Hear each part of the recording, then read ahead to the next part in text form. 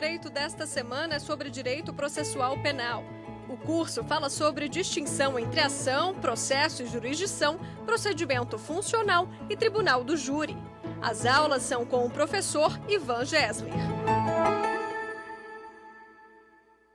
Olá, meus amigos. Sou o professor Ivan Gessler de Processo Penal. Estamos aqui de volta ao Saber Direito Aula, no nosso quarto encontro dessa semana. Agora, enfrentando o tema procedimento especial do Tribunal do Júri.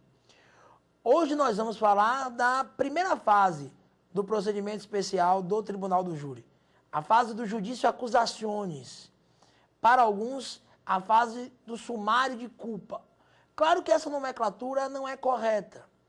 A doutrina mais crítica entende que se há alguma presunção, a presunção é de inocência. Consequentemente, essa expressão sumário de culpa não estaria corroborada pelo ordenamento jurídico pátrio, principalmente no tocante ao artigo 5º, inciso 57 da Constituição Federal, que prescreve o princípio da presunção de inocência.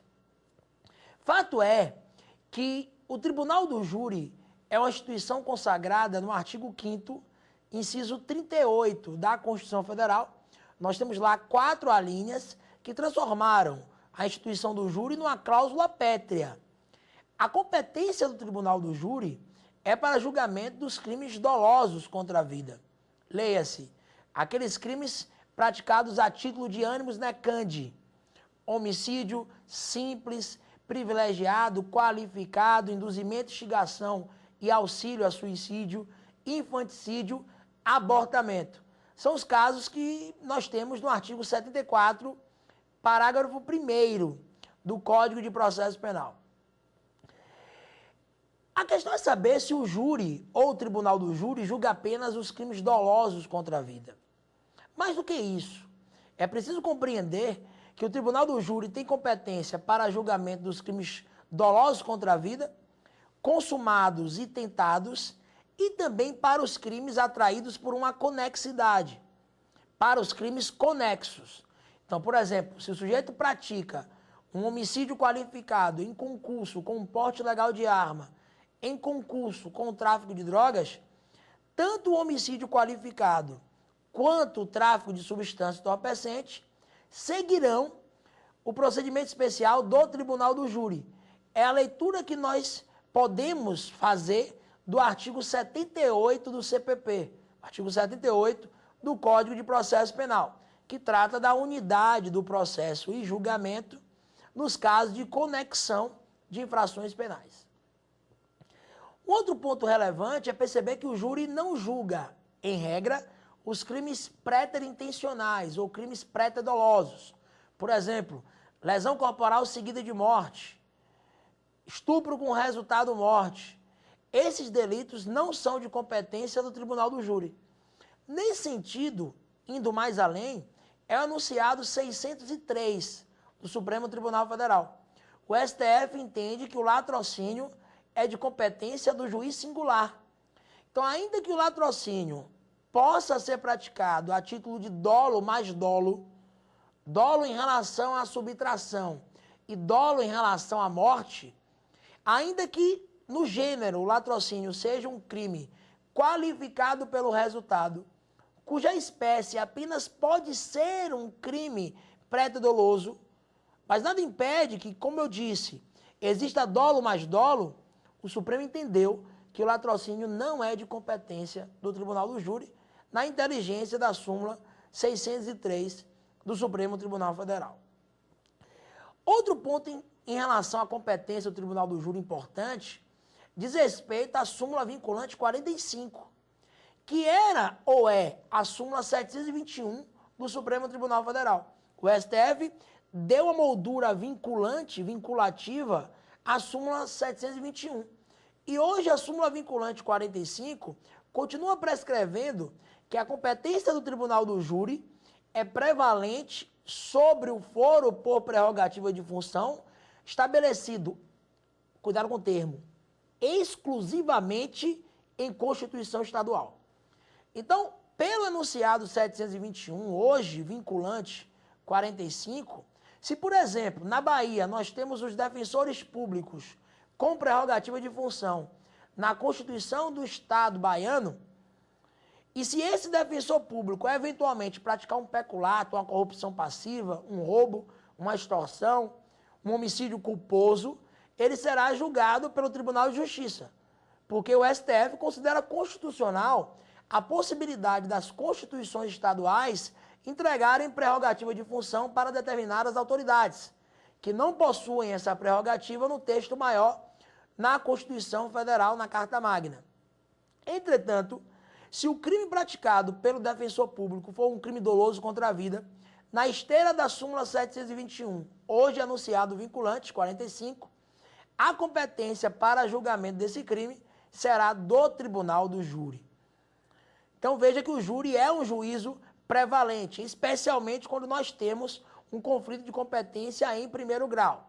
Claro que nas hipóteses de deputados federais, senadores, prefeitos, juízes, dos sujeitos que já têm prerrogativa de função estabelecida na Constituição Federal, se esses sujeitos eventualmente vierem a praticar crimes dolosos contra a vida, eles serão julgados pelo respectivo tribunal competente. Tribunal de Justiça, no caso do prefeito, Supremo Tribunal Federal, no caso do deputado federal ou senador, se for um juiz federal, TRF, que ele está vinculado, juiz estadual, TJ, que está vinculado.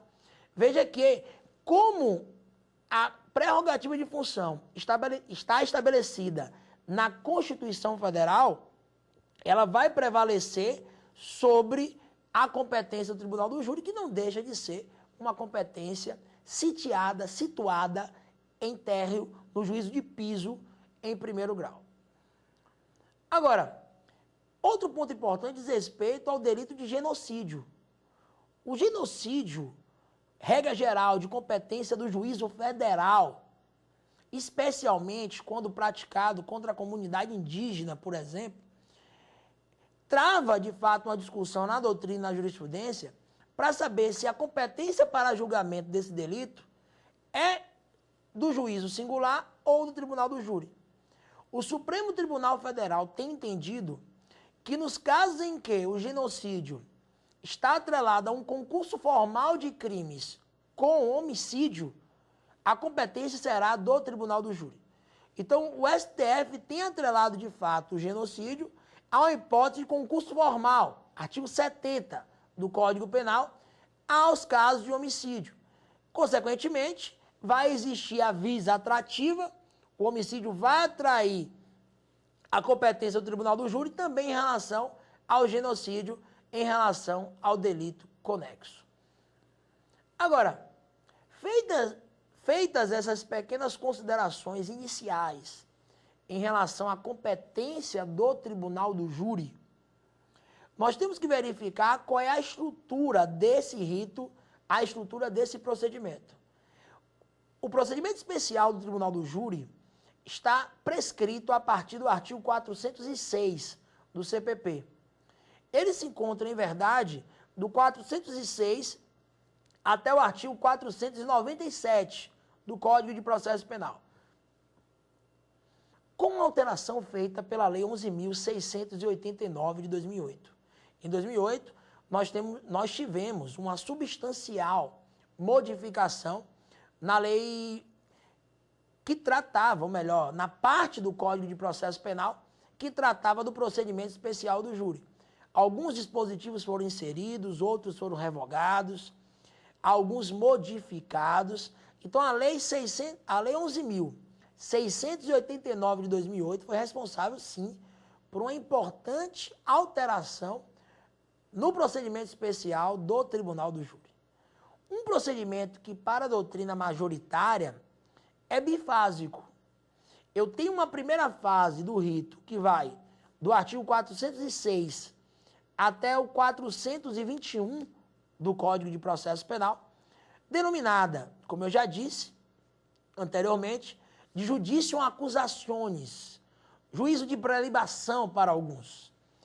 E há uma segunda fase desse procedimento a partir do artigo 422 do CPP, que vai até o artigo 497 do Código de Processo Penal, citada pela doutrina como judicium causae, fase de mérito propriamente dita, para alguns fase de delibação, a fase plenária do procedimento especial do Tribunal do Júri. Há entendimento oposto. Guilherme Nucci, por exemplo, no seu livro Tribunal do Júri, ele entende que nós temos uma estrutura trifásica, tripartite, no tocante a esse procedimento.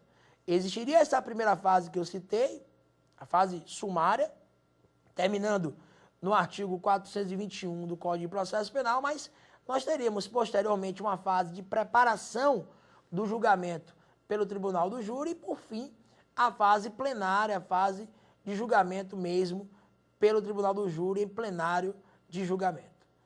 Essa posição é flagrantemente minoritária. Doutrina majoritária, os tribunais entendem que o júri é de fato um procedimento bifásico. Nesse nosso quarto encontro, o objeto primais é a primeira fase do procedimento especial do Tribunal do Júri, essa fase que se inicia com o artigo 406 do CPP. Na primeira fase do procedimento especial do júri, eu ainda não tenho a figura do conselho de sentença, dos magistrados naturais, dos juízes leigos. Só existe o juiz togado.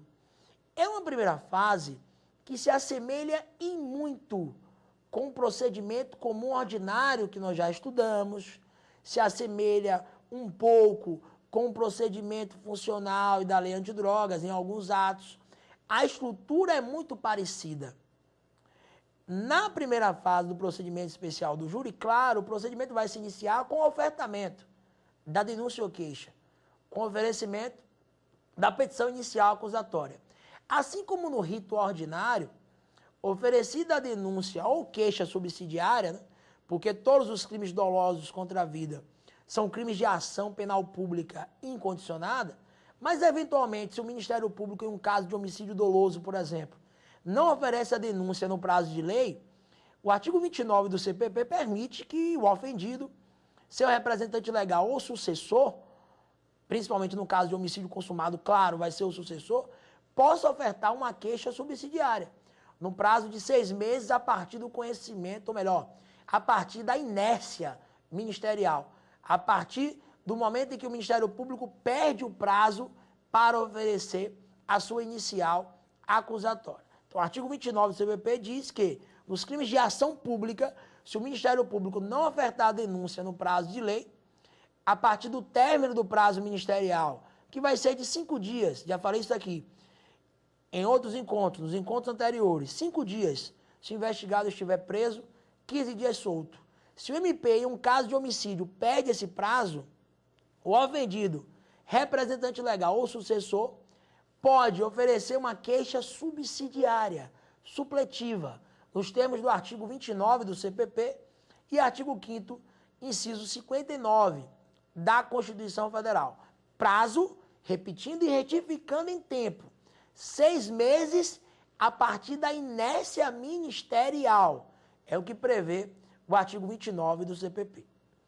Mas, em regra, claro, o procedimento vai se iniciar com a denúncia, petição inicial pública, petição inicial ofertada pelo Ministério Público. Oferecida a denúncia ou queixa subsidiária, aí vem a fase de recebimento ou rejeição dessa petição inicial, dessa denúncia. Já comentamos sobre isso quando tratamos do procedimento comum ordinário na primeira aula, quando enfrentamos o procedimento funcional e o procedimento também da lei antidrogas. É o mesmo raciocínio. Contra o recebimento da petição inicial não cabe recurso, contra a rejeição da denúncia dolosa contra a vida, cabe recurso em sentido estrito. Se o juiz receber a petição inicial acusatória, aí ele cita o réu para apresentar a resposta à acusação, artigo 406 do Código de Processo Penal. 406 do CPP, que guarda estreita relação com o 396. Na resposta à acusação da primeira fase do júri, nós também temos um prazo de 10 dias e a possibilidade de se arrolar até 8 testemunhas. É isso que prevê o artigo 406 do Código de Processo Penal. Então, bem parecido com aquela hipótese, guardar as diferenças do artigo 396 e 396-A do Código de Processo Penal, que se aplica lá para crimes sujeitos ao rito comum ordinário. Apresentada essa resposta à acusação, qual é o próximo passo? Aí vem uma divergência doutrinária e jurisprudencial. Porque parte da doutrina entende que, uma vez apresentada essa resposta à acusação, o réu não teria direito ao julgamento antecipado previsto no artigo 397 do Código de Processo Penal. O julgamento antecipado, que é uma maneira ou uma modalidade de absolvição precoce, de absolvição desde logo, de absolvição sumária, de uma absolvição antes da audiência de instrução. E por que esse raciocínio? Com base em uma leitura positivista. Porque o artigo 394, parágrafo 3º do CPP, traz os dispositivos que se aplicam ao procedimento especial do júri. Então, parte da doutrina entende que, nesses casos, não será aplicável o 397 do CPP, porque esse parágrafo não fez menção ao 397. Porque o 397 não está no capítulo do Tribunal do Júri. Porque a absolvição sumária que eu tenho no júri surge em outro momento processual. Claro que nós vamos encontrar uma doutrina minoritária, mais crítica, no sentido de que as disposições do artigo 397 do CPP se aplicam a qualquer procedimento de primeiro grau, regulados ou não no Código de Processo Penal. E o procedimento especial do júri é um rito de primeiro grau. E é mais benéfico para o imputado ter essa possibilidade de ser absolvido sumariamente antes mesmo da audiência de instrução, interrogatório e julgamento. Mas, deixando de lado essa divergência quanto à absolvição do 397 do CPP, o artigo 409 do Código de Processo Penal prevê uma réplica ministerial na primeira fase do júri. Uma réplica que é atacada por grande parte da doutrina. A doutrina mais garantista entende que o Ministério Público está se excedendo nesse contexto a sua hipótese acusatória, que nós estamos entregando, ou melhor, o legislador entrega ao MP nesses casos, a possibilidade de ofertar a inicial, trazendo suas convicções, e depois apresentar uma réplica, falando nos autos de maneira mais acentuada, em um número maior de oportunidades do que o imputado. Isso iria desequilibrar a balança. Então a doutrina entende que viola o princípio do contraditório, da ampla defesa e do devido processo legal a previsão do artigo 409 do CPP. Cuidado, não é aquela réplica que você conhece lá na segunda fase do júri, que nós ainda vamos comentar na próxima aula. É uma réplica do 409 do CPP, quando o Ministério Público se manifesta sobre documentos e preliminares acostados na resposta à acusação defensiva na fase do artigo 406 do Código de Processo Penal. Agora, após essa réplica, o juiz vai designar a audiência de instrução, interrogatório e julgamento, que na primeira fase do procedimento especial do júri está prescrita no artigo 411 do CPP. Nessa audiência, nós temos também uma proximidade extrema com as audiências que nós já estudamos em outros ritos. Serão prestadas declarações da vítima, se for uma tentativa de homicídio, por exemplo, depoimento das testemunhas de acusação e defesa, esclarecimentos do perito, se houver requerimento das partes nesse sentido, acariação, artigo 229 do Código de Processo Penal, reconhecimento de pessoa e coisa, 226 até o 228 do CPP, o interrogatório vai findar essa instrução, artigo 185 até o 196 do Código de Processo Penal. Depois nós temos debates e uma decisão final a ser proferida pelo juiz que preside a primeira fase desse rito. Agora, toda a primeira fase do procedimento especial do júri deve se findar em 90 dias. É o que prevê o artigo 412 do Código de Processo Penal. Aí, comparando com outros ritos, Por exemplo, o procedimento comum ordinário, no procedimento comum ordinário, a audiência tem que ocorrer em um prazo de 60 dias. No rito sumário, que é mais célere, a audiência deve ocorrer em um prazo de 30 dias.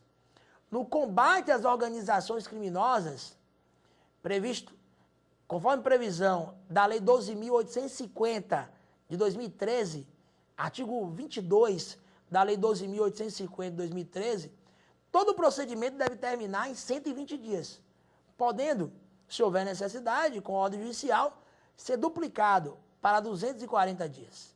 Mas a primeira fase do júri, integralmente, deve terminar num prazo de 90 dias. Claro que é preciso ser leal ao debate. A jurisprudência dos tribunais superiores entende que os prazos processuais não podem ser medidos no ponteiro de um relógio. O princípio da razoabilidade, da proporcionalidade, deve incidir para a verificação da duração razoável do processo e acerca da existência ou não de constrangimento ilegal por excesso de prazo na instrução criminal. Nós sabemos que o direito juridiciza o tempo. O tempo temporaliza o direito. O que nós não podemos admitir ou permitir são espécies de destemporalizações. Quando nós temos, por exemplo, a possibilidade de alguém permanecer réu na primeira fase do júri por 3, 4, 5 anos, sem ir à segunda fase, sem ser julgado pelo tribunal do júri. Não há razoabilidade, não há proporcionalidade num contexto como esse. É um excesso de prazo gritante. A prisão preventiva, no caso, deve ser relaxada por excesso de prazo. Então, não estamos defendendo aqui que a verificação de excesso de prazo no processo penal seja feita apenas de maneira aritmética, com base no calendário posto, com base no calendário que está sobre as mesas. Não, não é isso. Existe o tempo objetivo e o tempo subjetivo. Outras variáveis devem incidir. Quem foi que deu causa ao excesso de prazo? Foi a defesa? Então, consequentemente, em regra, a prisão não vai ser relaxada. Há, por exemplo, 2 súmulas do STJ, ou melhor, 3, que abraçam justamente esse entendimento, de que deve ser analisado o caso concreto e a razoabilidade em relação àquele caso penal. Nós temos, por exemplo, a súmula 21, a súmula 52 e a 64 do Superior Tribunal de Justiça. O STJ entende, por exemplo, que se o réu já foi encaminhado a júri, está superada a alegação de excesso de prazo. Se a instrução criminal já se findou, está superado o excesso prazal.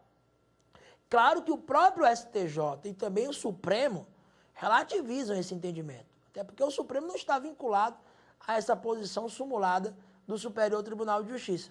Eu tiro como exemplo o caso de Bruno e Elisa Samúdio.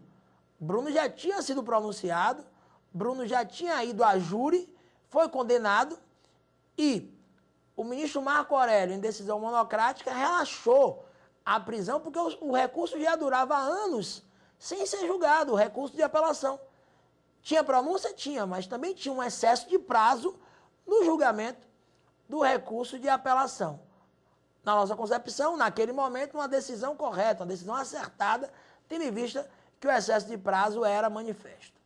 Então, toda a primeira fase do procedimento especial do júri deve se findar nesse prazo de 90 dias. Agora, a grande peculiaridade da primeira fase do procedimento especial do júri é a decisão proferida ao final desse rito, na sua primeira etapa, ao final da primeira fase do procedimento. Porque, enquanto em casos como estupro, roubo, peculato, os crimes contra a administração da justiça, nós temos a competência do juiz singular. Nas hipóteses dos crimes dolosos contra a vida, a competência pertence aos jurados.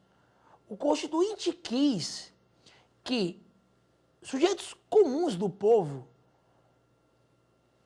juízes naturais, leigos, supostamente leigos, julgassem os crimes dolosos contra a vida. Por certo, sabendo as peculiaridades que norteiam um crime doloso contra a vida, porque para alguns qualquer um está sujeito à suposta prática de um homicídio. O sujeito pode agir em legítima defesa, o sujeito pode agir numa coação moral irresistível.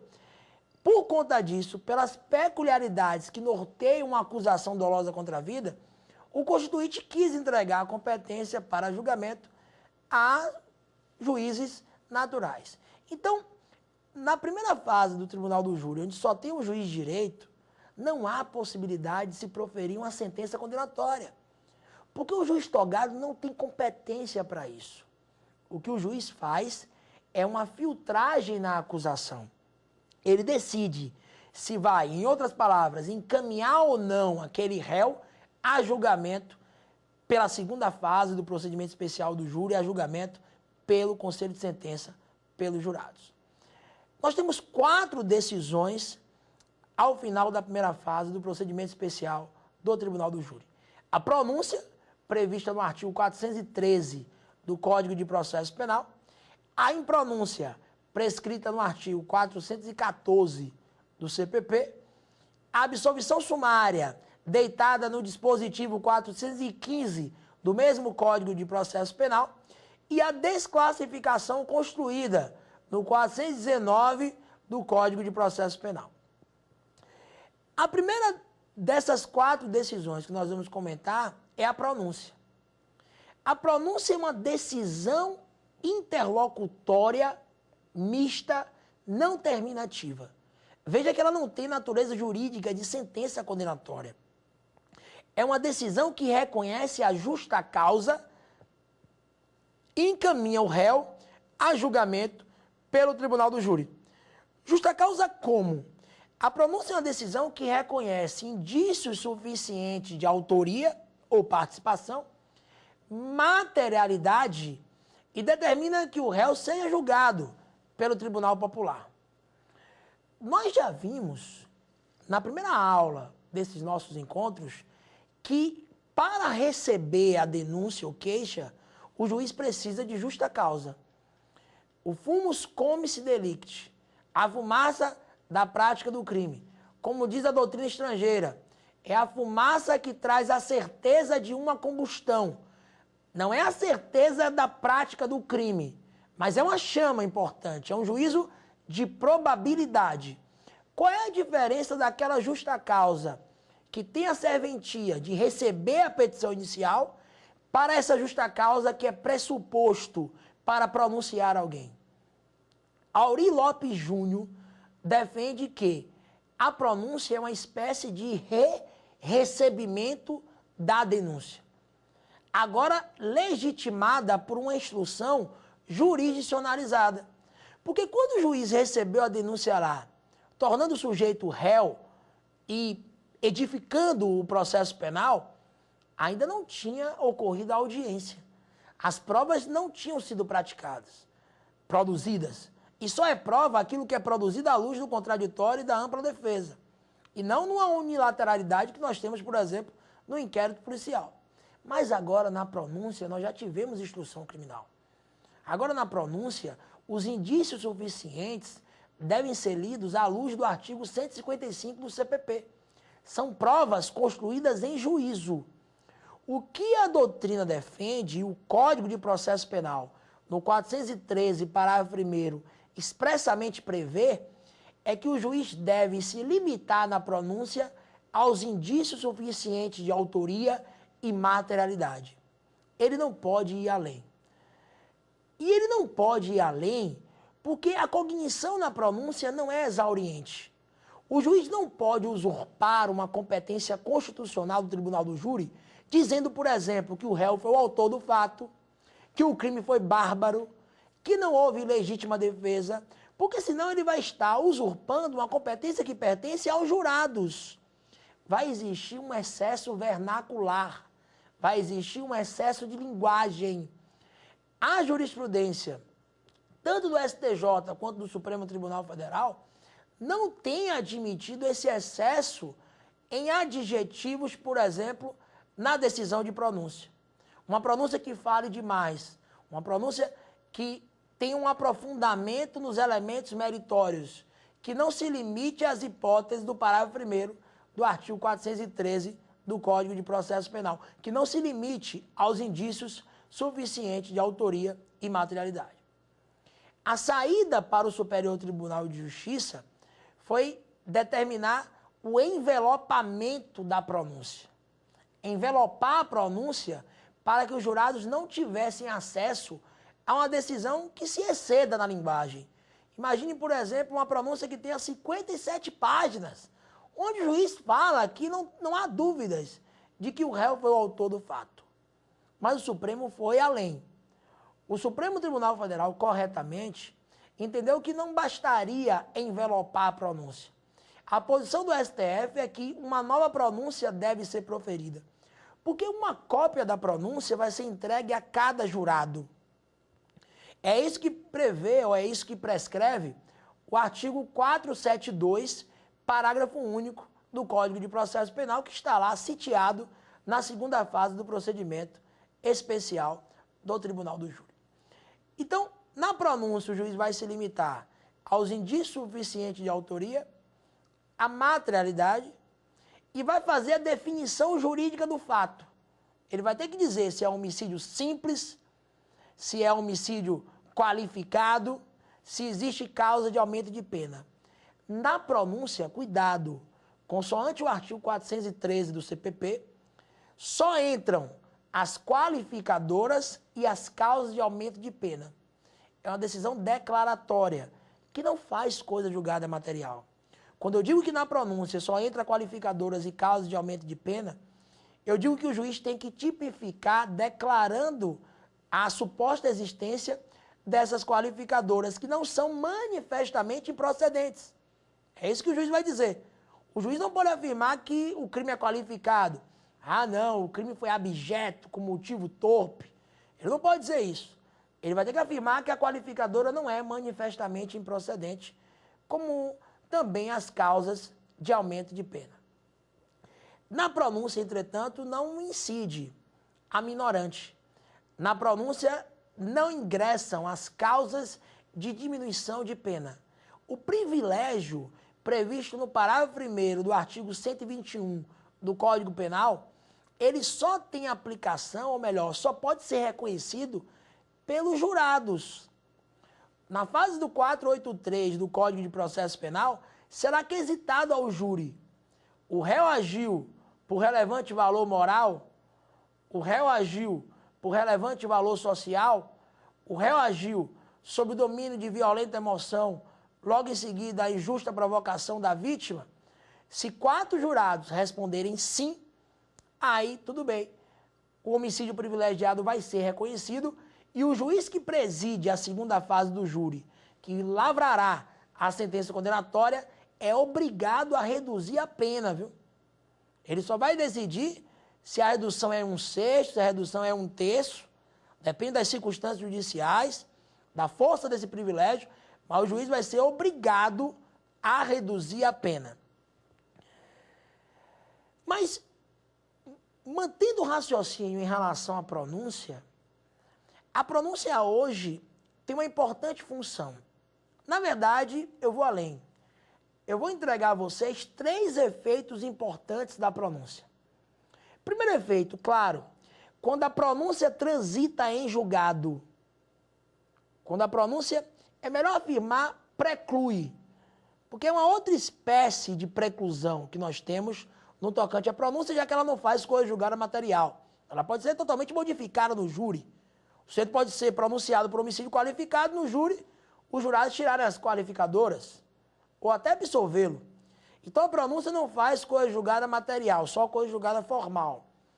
Mas o primeiro efeito importante da pronúncia é encaminhar o réu a júri, quando houver a preclusão.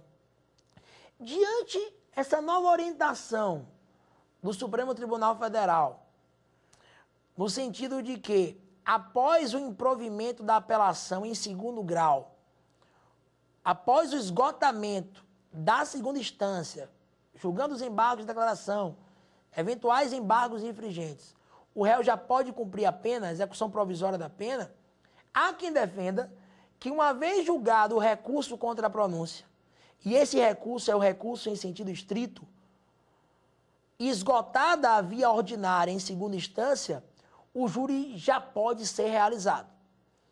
Claro que essa não é a previsão que nós temos em relação ao recurso em sentido estrito, no capítulo do RESE, do RSE, no seu Código de Processo Penal. Mas é uma posição doutrinária minoritária que já se constrói diante esse novo entendimento do Supremo Tribunal Federal, admitindo o trânsito em julgado após o esgotamento da segunda instância. Esse é o primeiro efeito da pronúncia, encaminhar o réu a julgamento pelo tribunal do júri. Segundo efeito importante, a pronúncia interrompe a prescrição. E também interrompe a prescrição o acórdão que confirma a pronúncia. É o único acórdão confirmatório de uma decisão de primeiro grau que eu tenho no artigo 117 do Código Penal que confirma a prescrição, melhor, que novamente interrompe o prazo prescricional. Então, o prazo prescricional é interrompido pela pronúncia e interrompido pelo acórdão que confirma a pronúncia. Veja que no tocante à sentença condenatória isso é diferente, porque a publicação da sentença condenatória interrompe a prescrição para os tribunais quando a sentença condenatória é entregue ao escrivão, que faz a anotação no livro. Zero prazo prescricional. Mas se a condenação é confirmada em segundo grau, eu não vou interromper novamente a prescrição, o prazo prescricional. E o último efeito importante da pronúncia é limitar a acusação em plenário de julgamento. Como assim? Olha, senhores, se o réu foi pronunciado por homicídio simples, o Ministério Público não pode sustentar uma qualificadora em plenário de julgamento. Se o réu foi pronunciado por homicídio qualificado só por motivo fútil, o Ministério Público não pode qualificar em plenário, não pode sustentar e querer quesitar a qualificadora, por exemplo, do recurso que impossibilitou a defesa da vítima. Então, a pronúncia vai limitar a atuação do Ministério Público em plenário de julgamento. É um outro efeito importante, é um outro efeito extremamente interessante no tocante à pronúncia. Até porque o libelo crime acusatório e a contrariedade a esse libelo, que eram peças que antecipavam o que o Ministério Público sustentaria em plenário de julgamento, foram revogados em 2008 pela Lei 11.689, já enfrentada e revivida aqui em algumas passagens desses nossos encontros. Observações finais em relação à pronúncia. Olha, já falamos aqui que a cópia da pronúncia vai ser entregue a cada jurado, mas tem uma ressalva importante. Nos debates, o Ministério Público, a acusação, não pode utilizar a pronúncia como argumento de autoridade para sustentar a condenação do réu. Então, por exemplo, em algumas atuações nossas, nós já presenciamos o Ministério Público afirmar o réu deve ser condenado, porque o juiz reconheceu a sua responsabilidade na decisão de pronúncia. Os jurados podem não ter a compreensão de que a pronúncia é uma decisão meramente processual, não condena ninguém. E podem pensar, olha, já que o juiz pronunciou, eu também vou condenar o réu. É causa de nulidade.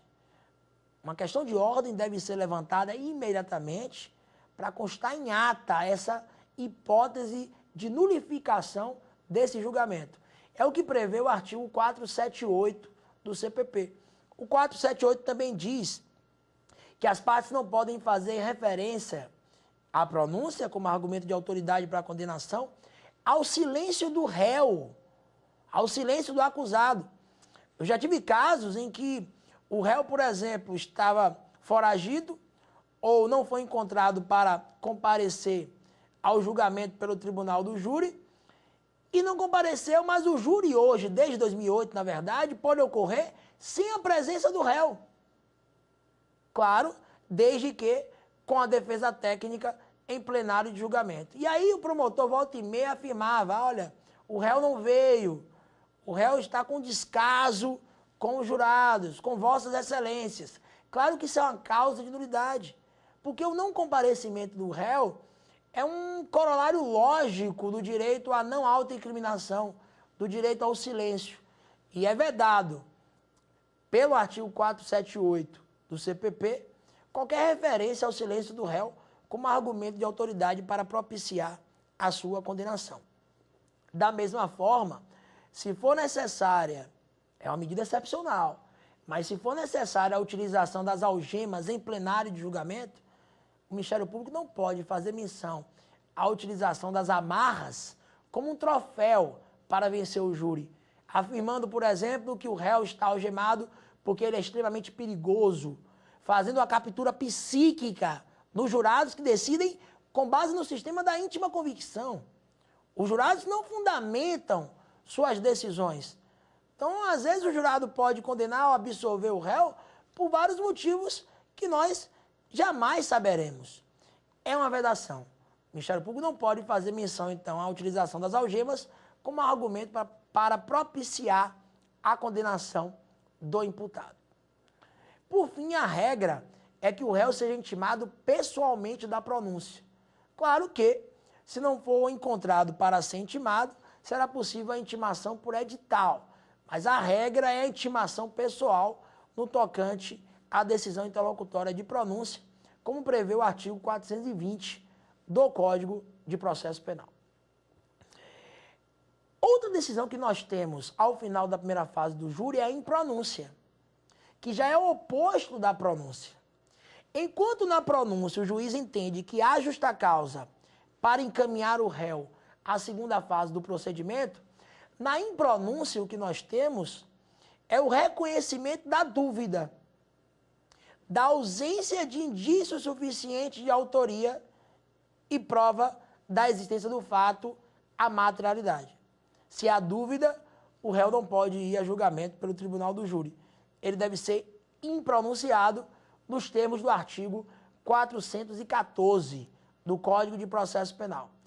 Uma peculiaridade quanto à impronúncia é que a impronúncia não faz coisa julgada material. É o parágrafo único do 414 que prevê isso. Uma vez impronunciado o réu por ausência de indícios suficientes de autoria, se posteriormente surgirem novas provas, o réu pode ser novamente processado, claro, desde que não tenha ocorrido a prescrição, ou seja, esteja superado o poder de punir pelo decurso temporal, pelo decurso do tempo. Então, a impronúncia, na verdade, é muito criticada pela doutrina mais garantista. Essa doutrina, essa dogmática, entende que a impronúncia é uma violação à duração razoável do processo. É uma acusação perpétua. É um estado de insegurança jurídica. O sujeito fica com a espada do Estado eternamente, ou ao menos por um bom tempo, apontada para o seu pescoço. Olha, eu não tenho provas contra você hoje, mas se amanhã surgir um elemento probatório novo, você poderá ser novamente processado. É por isso que Aurí Lopes Júnior, por exemplo, defende que, ao invés de ser pronunciado, nesses casos, o juiz deveria absolver o réu pelo indúbio pro réu, com base na dúvida, artigo 386, inciso 7º do Código de Processo Penal. Mas devemos ressaltar, essa posição não é acolhida pela jurisprudência dos tribunais superiores. Outra decisão que nós temos é a absolvição sumária, que já se apega a uma certeza. A absolvição sumária, ela se apega a uma certeza da inocência do réu. Claro, é muito parecida com aquela absolvição sumária do 397 do CPP, que nós já comentamos tanto. Mas essa da primeira fase do júri vem após a audiência de instrução. Aquela do 397 vem antes. Essa absolvição do 415, ela tem hipóteses mais específicas de absolvição sumária e mais extensas. São mais incisos que eu tenho no 415 do CPP. É uma certeza da inocência do réu, o que não justifica encaminhá-lo, veda o seu encaminhamento a julgamento pelo tribunal do júri. Por exemplo, quando está provado que o réu não concorreu para a infração penal, ou está provado que o fato não existiu, está provado que o réu agiu em legítima defesa, em uma causa excludente de criminalidade. legítima defesa ou qualquer outra causa excludente do injusto culpável de criminalidade. Quando, por exemplo, está provado que o réu agiu com erro de tipo, está provado que o réu agiu com a discriminante putativa, está provado que o réu agiu em coação moral irresistível. Nesses casos, a absolvição sumária é a decisão que impera, é a decisão que deve ser proferida. Cuidado! O 415, parágrafo único do Código de Processo Penal prevê que se o doente mental, se o inimputável, alegar uma outra tese defensiva, além da inimputabilidade, que nós temos lá no artigo 26 do Código Penal, além da doença mental, se ele levantar uma outra tese, o juiz não pode aplicar a medida de segurança. A medida correta é que o juiz analise o caso como se ele fosse imputável. Porque imagine, por mais que o sujeito seja inimputável, ele pode agir acobertado por uma causa excludente de ilicitude. Ele pode não ter sido o autor do fato. Então, eu não posso subtrair do réu essas outras teses defensivas que podem ser arguídas. E a última decisão que pode ser proferida ao final da primeira fase do procedimento especial do Tribunal do Júri é a desclassificação. Desclassificação que está no artigo 419 do CPP e que, nesse caso, a doutrina denomina de desclassificação própria do artigo 419 do Código de Processo Penal. Ao final da primeira fase do procedimento especial do Tribunal do Júri, o juiz verifica que aquele crime não é doloso contra a vida. O juiz verifica que não há hipótese ali praticada a título de ânimos necandi. O juiz entende que não é um crime de sua competência. Já falamos isso aqui no nosso último encontro. O juiz faz um emendatio libelli. Um emendatio libelli que na primeira fase do júri é chamado de desclassificação. Porque emendatio libelli nada mais é do que uma desclassificação. Veja que aqui não surge um fato novo. Durante a instrução criminal, não surge uma nova prova de elementar ou circunstância não contida originariamente na acusação. Porque se surgisse uma nova prova, se houvesse uma alteração fática, a denúncia deveria ser aditada. O réu deveria se defender desses novos fatos, novas testemunhas poderiam ser arroladas, o réu poderia ser reinterrogado, porque a hipótese aí seria da mutatio libelli, que na primeira fase do júri é prescrita no artigo 411, parágrafo 3º do Código de Processo Penal. Na hipótese de desclassificação do 419 do CPP, não surge um fato novo. E como no processo penal, para a doutrina majoritária e para a jurisprudência dos tribunais superiores, o réu se defende dos fatos, como os fatos não se alteraram, o juiz pode fazer essa desclassificação, alterar a classificação jurídica dos fatos. E pode, por exemplo, entender que aquele crime não é de sua competência. Vou dar um exemplo para vocês entenderem. Em Salvador teve um caso, por exemplo, na Bahia, em Salvador, teve um caso que teve uma grande repercussão na mídia de competência, que foi julgado pelo Tribunal do Júri, de uma médica que supostamente teria lançado o seu veículo numa moto que era conduzida por um irmão e que na garupa estava sua irmã, ou seja, um casal de irmãos. Ela foi denunciada por homicídio qualificado, homicídio doloso, e ao final da primeira fase do júri, o juiz pronunciou essa médica. Determinou que ela fosse julgada pelo Tribunal do Júri. Agora, claro que durante todo o trâmite a defesa desenhou que iria alegar aí um homicídio culposo, por exemplo, na condução de veículo automotor. Houve uma discussão no trânsito, o veículo eventualmente se chocou com a moto. Estou dizendo que essa foi a tese levantada, mas poderia. E acabou provocando ou propiciando a morte daqueles irmãos. Se a defesa alega isso, pede a desclassificação de homicídio doloso para homicídio culposo na condução de veículo automotor, e ao final da primeira fase do júri, o juiz acolhesse esse entendimento, ele faria uma desclassificação. Ele diria que aquele crime não era de competência do tribunal do júri e encaminharia para o juízo competente. No caso real, concreto que eu citei, o que aconteceu foi o oposto.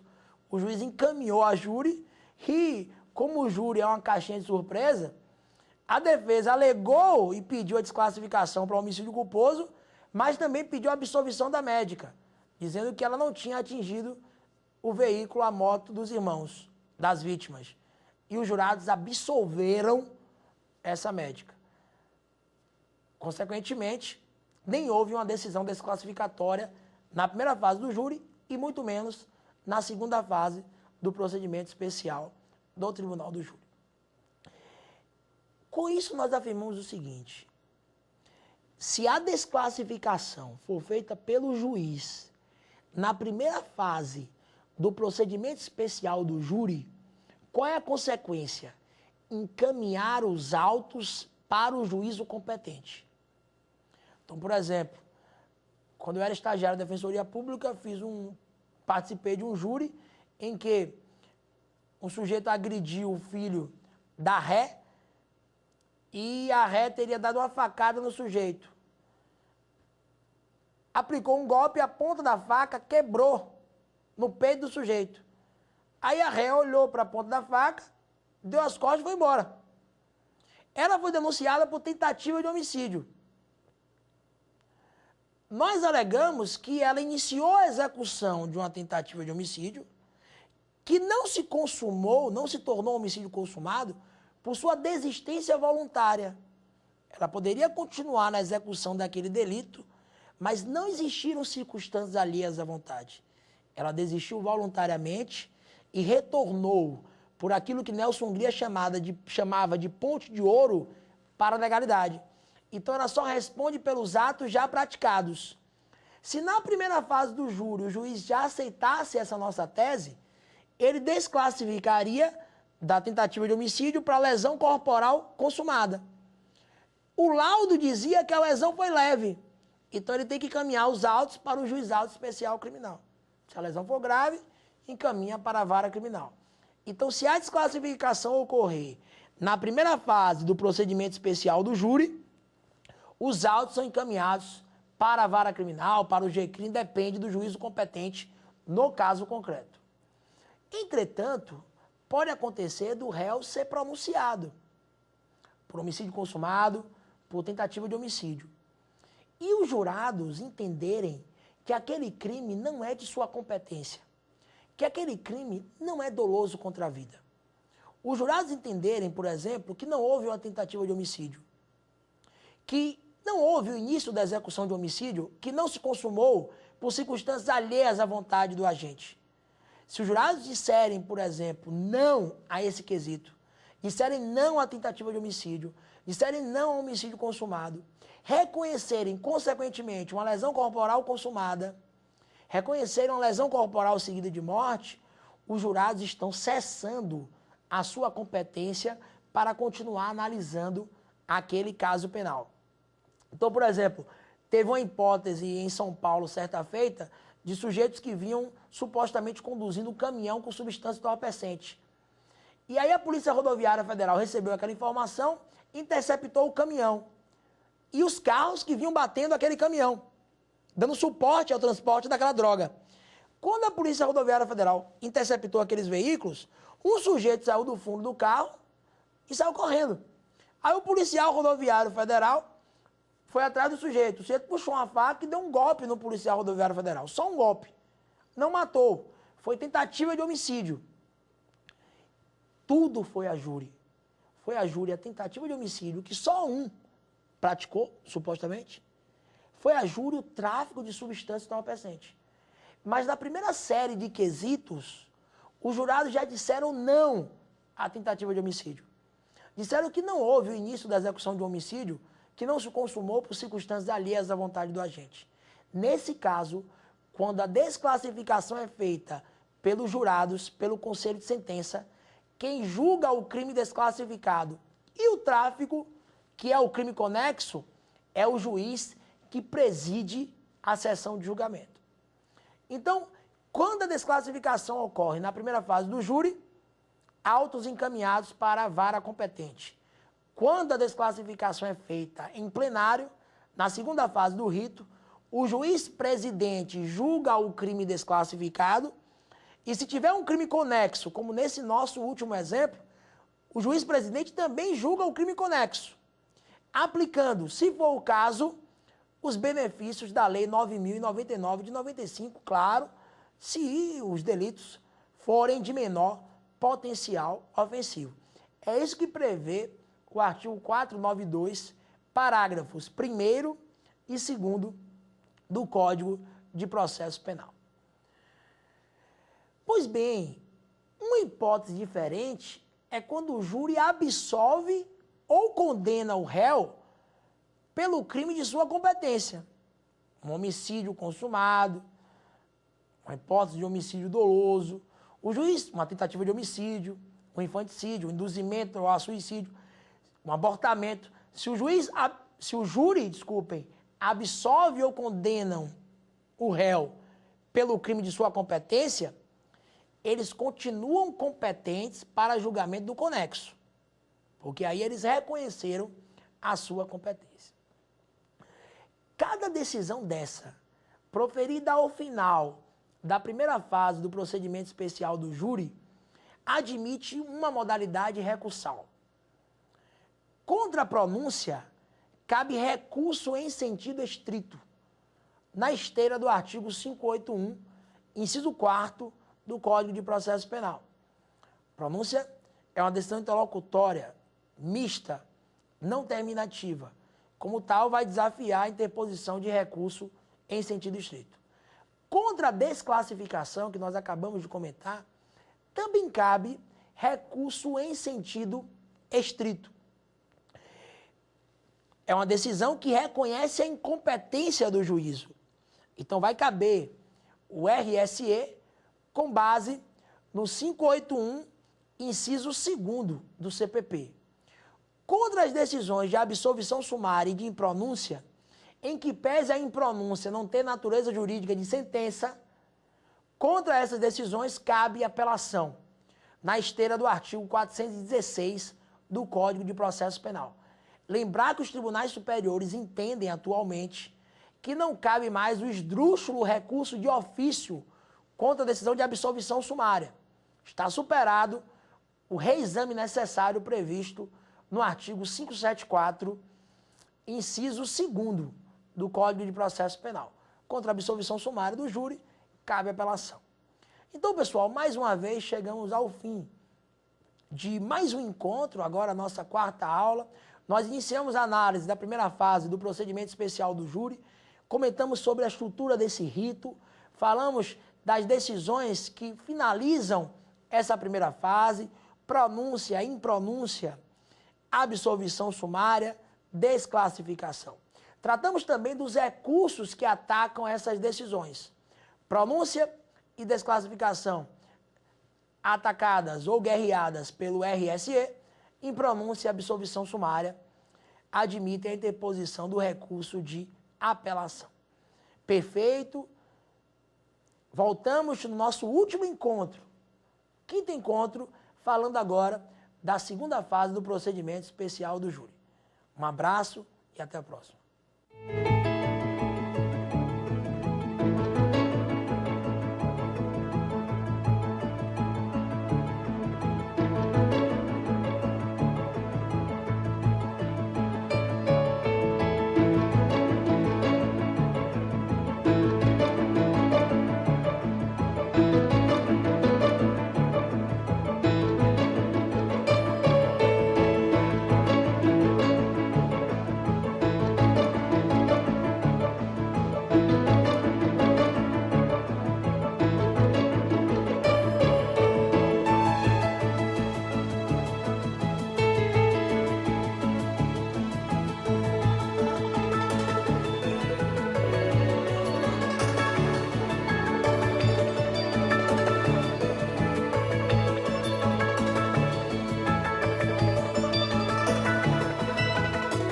Gostou das aulas? Qual tema você quer estudar aqui? Mande sua sugestão para o nosso e-mail saberdireito@stf.jus.br ou para o WhatsApp da TV Justiça. O número é este aí que aparece na tela. Você pode ainda estudar pela internet. É só acessar tvjustiça.jus.br.